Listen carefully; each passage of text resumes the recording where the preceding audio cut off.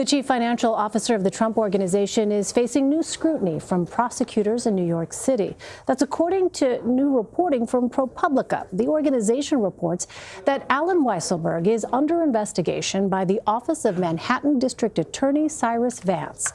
Let's bring in Peter Elkind. He's a senior reporter for ProPublica and the author of that report on Weisselberg. He joins me now from Fort Worth, Texas. Peter, thank you so much for being with us. Remind us, first of all, of Alan Weisselberg's role within the Trump Organization. You write that he has a reputation as, quote, the ultimate company man. What was his role? Oh, absolutely. Alan Weisselberg is the oldest and most trusted employee within the Trump Organization. He serves officially as a CFO, but he handles all kinds of critical tasks for the company and the family. He served on the Trump Foundation, and he's currently co-running the business with Donald Trump's sons. And what specifically is it, Peter, that New York prosecutors are looking at when it comes to Weisselberg? Well, they're looking at what role he played in the Stormy Daniels payments, the hush money payments that were made to keep Stormy Daniels from discussing her alleged affair with Donald Trump. And the federal prosecutors who investigated Michael Cohen and won a guilty plea from him for campaign finance violations found evidence that the Trump Organization had falsified its business records. And that's what the New York prosecutors are now looking at, the district attorney, whether individuals in the Trump Organization, the Trump Organization itself, should be charged with falsification of business records.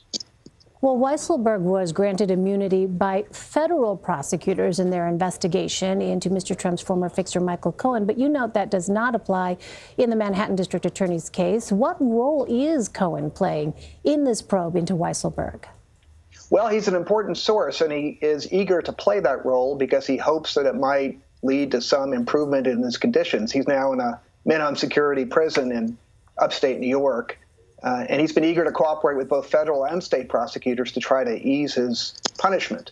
But Cohen was in the middle of everything in terms of sort of Stormy Daniels payments, the Karen McDougal payments, and was close to Weisselberg, and they worked closely together. And ultimately, the deal that was struck, the arrangement that was made was that Cohen discussed how to pay off Stormy Daniels, how to come up with the money with Weisselberg, according to his testimony.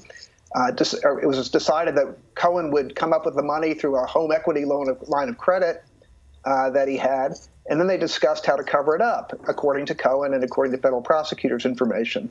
And specifically, they disguised the payments, the reimbursements to Cohen for the hush money payments as legal expenses, as a retainer. And the feds say that was a sham payment and was covered up with sham invoices.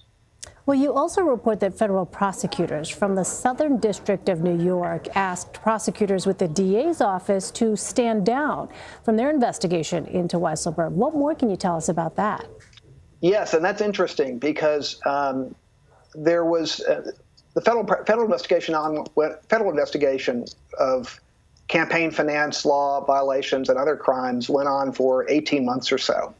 And before it was over, they won a guilty conviction, of course, from Cohen, but didn't win any other convictions.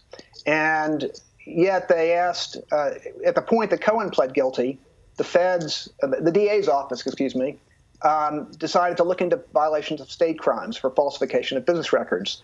At that point, they made a courtesy call to the Southern District of New York, to the federal prosecutors, and the federal prosecutors asked the DA's office, the New York state guys, to stand down because they said they were continuing to investigate. And they did continue to investigate for almost a year, but then brought no further charges. And then finally, when they pulled the plug on their investigation, when they ended it, the feds, that left the DA's office with a fairly short window for the possibility of filing misdemeanor charges because the statute of limitations is going to expire in December, just next month. So the DA's office was not happy about that. Right, and the clock is ticking here, right? December 5th, Yes. I think, was the date. So is there any indication the president or his family members are potentially the targets of the investigation? Yes, they are potentially the targets. They're not, clearly the state prosecutors aren't there yet. They're looking first at the people that actually handle the mechanics of the business transactions, where it appears that there was falsification of business records, and they're trying to see whether they should be charged for the crime first.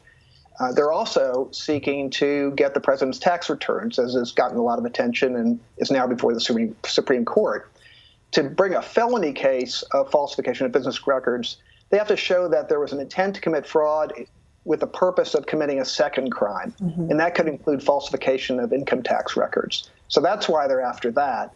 And certainly down the road, all bets are off in terms of whether the Trump Organization or folks named Trump could end up being charged ultimately with some sort of state crime. All right, we'll continue to watch it. Peter Elkind. Peter, thank you very much for your time. Good to be with you.